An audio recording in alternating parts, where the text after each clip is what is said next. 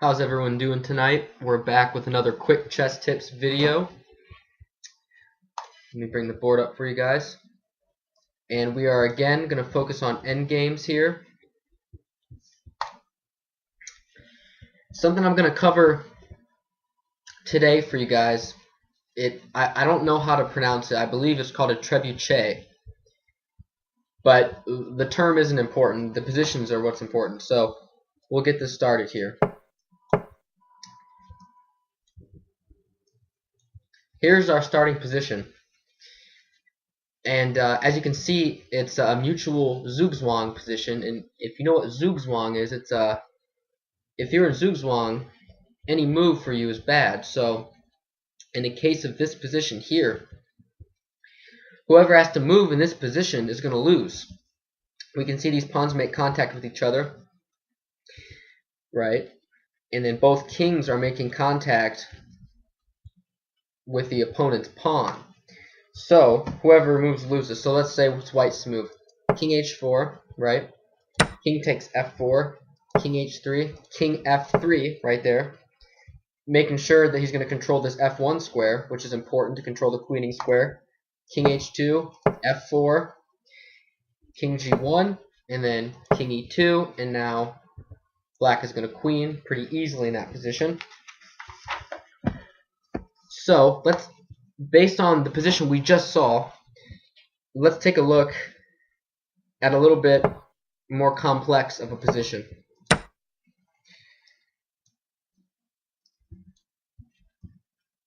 Okay, it's white to move here. Now, we know a trebuchet position is with the central pawns on e4 and e5, right? So we kind of have to use that knowledge to figure out what's going on in this position, because it looks a little complex. There's pawns everywhere. It's kind of confusing what's going to happen. But the key to these positions, these trebuchet positions, the positions of mutual zugzwang, the key is the first person, white or black, who can make contact with the pawns. So in this case, the central e4 and e5 pawns. Whoever can first make contact with the pawns will win the game. So we can see that even with white to move here, as we said, it's white to move, black is closer to those central pawns, so black's going to make first contact. So black should win then, right? Well, I'll show you how that's going to happen. We'll play king takes h6. We'll play king takes c3. He'll play king g5. And here is a critical moment. We've already stated that whoever can make first contact will win the game, right? Well, black has two ways to make first contact. King d4 or king to d3. Well, king d4 would be a huge mistake. After king d4, king f5, now suddenly black is losing, right? He has no moves. And he walked into this trebuchet position. So going back from this position here, we can see that the correct move clearly is king d3. We make first contact with the pawn, and now white has to defend the pawn. But now after this, king d4, we're still attacking the pawn, and we're in the same position, but now it's white to move. And that's going to be it. It's going to be game over. After king g4, king takes e4, king g3, king e3. Again, we have the same way to win. King g4, e4, king g3, king d2, and we're going to push, and we're going to queen. So that's that. Now, these trebuchet positions that we've just shown, they happen a lot. But a lot of the times, even if a position like that occurs, neither side's going to be a win. It's going to be a drawn position, and we'll show you an example of that. King f6, e5, and a king on e4. So now in this position, we'll say it's black to move, right? Black to move in this position. So can white win after he captures the pawn on e5? That's our question here. Well, if you remember any of the lessons that I've taught in my previous videos, you'll know that this is a drawn position because of the opposition, right? And again, we just did a video about exceptions to that. That's if the king is on the 6th rank and the pawn is on the 5th rank. But here, the king is on the 5th rank, so we know that's not going to happen. So,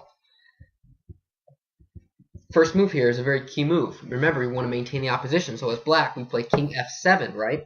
Then after king takes, king e7. Then we take the opposition, as we've talked about. So now, same stuff. e5, king e7, e6, king e8, king d6, king d8, e7 check, king e8, and we know it's a draw. After, what, king e6, stalemate.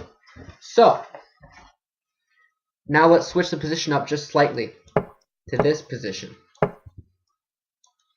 Okay, another Trebuchet position. But again, this is like very similar. You should be thinking about the previous video I just did with the exceptions here. Again, when you see the king on the 6th rank and the pawn on the 5th rank, such as here, well then that should start ringing some bells because we know that that's an exception. So, it's black to move here.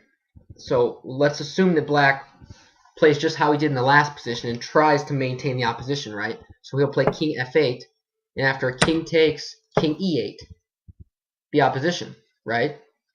So we think, okay, well, you know, it's a draw, but we know now he's on the 6th rank, it's not a draw. So after king d6, king d8, e6, king e8, e7, now again, we can't go backwards.